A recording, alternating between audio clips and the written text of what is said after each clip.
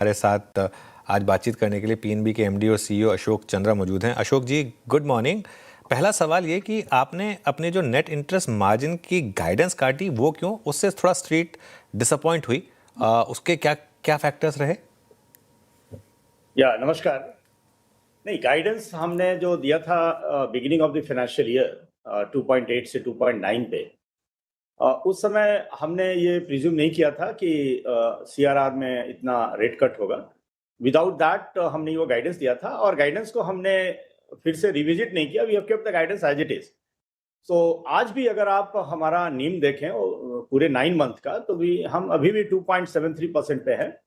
और हमने जो प्रोजेक्शन दिया है 2.8 से 2.9, डेफिनेटली आई थिंक वो गाइडेंस हम शायद अचीव नहीं कर पाएंगे, बट अराउंड 2.7 पूरे साल का जो हमारा नीम है वो जरूर मेंटेन रहेगा। और ये पूरी जो परफॉर्मेंस है, ये 125 बेसिस पॉइंट रेट कट होने के बावजूद है।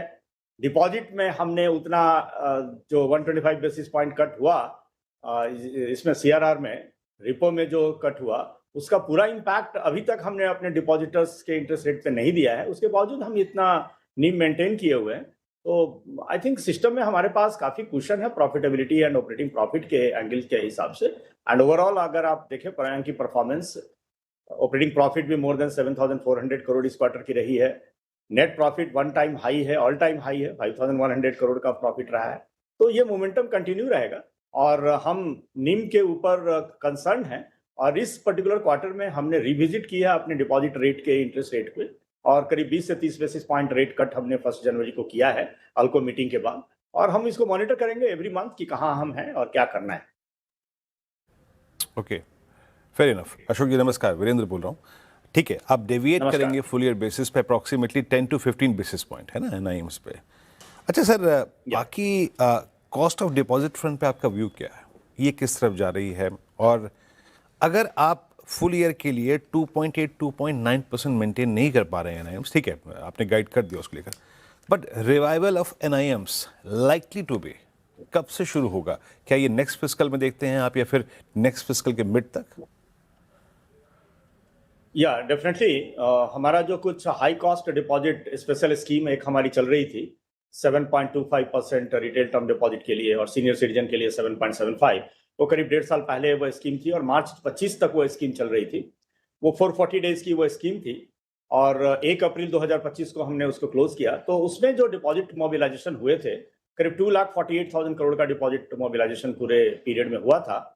उसका 71% करीब हमने दिसंबर तक वो रीप्राइसिंग हो चुकी है, जो कि करीब 60 बेसिस पॉइंट कट पे हुई है वो रीप्राइसिंग। और 21% उसका रीप्राइसिंग इस क्वार्टर में हो रहा है, जनवरी से लेकर मार्च तक में। 9% स्टिल रहेगा, जो कि 15 मई तक वो सारी रीप्राइसिंग हो जाएगी। और आप जब जानते हैं कि रीप्राइसिंग होने के बाद कम से कम 1 से 2 क्वार्टर लगते हैं उसके रियल इम्पैक्ट को देखने में। तो इसका जो 60 से 70 बेसिस पॉइंट जो रीप्राइसिंग में जो इनकी एडजस्टमेंट हुई है, उसका इम्पैक्ट समवेयर Q1 ऑफ 26-27 से दिखना शुरू होगा। ओके। अच्छा, एक आपके प्रोविजंस हाई थे इस क्वार्टर में, ये क्यों? क्या ये श्रेय ग्रुप का इम्पैक्ट था जिसको आपने क्लासिफाई किया एज फ्रॉड, और वहां से कुछ रिकवरी की उम्मीद है या अब बिल्कुल राइट डाउन करेंगे उसे? नहीं, मैं एक दो चीजों को बड़ा क्लियर करूंगा। देखिए, श्रेय ग्रुप जो था उसका रिजोल्यूशन ऑलरेडी हो चुका है पूरे बैंकिंग सिस्टम में, इंक्लूडिंग पंजाब नेशनल बैंक। वो NARCL के थ्रू उसकी रिजोल्यूशन हो गई और पैसे भी मिल चुके हैं।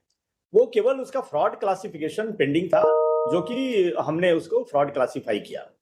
ये इस क्वार्टर की जो प्रोविजनिंग हमने की है, ये मैं दूसरा क्लैरिफिकेशन आपको दूंगा। टोटल हमने प्रोविजन किया है 1,341 करोड़, और ये प्रोविजन आपको दिख रहा है कि एनपीए में किया हुआ है, बट इसमें 955 करोड़ हमने एक्स्ट्रा प्रोविजन किया है एज ए फ्लोटिंग प्रोविजन उसको बोलते हैं। और वो as per the reserve bank guidelines के हिसाब से है। वो हमने इसलिए किया है कि आप सबको मालूम है कि ईसीएल का इम्प्लीमेंटेशन 1 अप्रैल 2027 से होना है और 5 साल के भीतर उसको पूरी पॉलिसी को इम्प्लीमेंट करनी है। सिंस इस क्वार्टर में हमारे पास प्रॉफिटेबिलिटी थी, कुशन था, तो हमने 955 करोड़ का extra one time provision, floating provision करके रखा है। और इस फाइनेंशियल ईयर में टोटल हमारी जो फ्लोटिंग प्रोविजन है वो 1,775 करोड़ हो गई है, जो कि हम यूज करेंगे ईसीएल के इम्प्लीमेंटेशन के समय पे।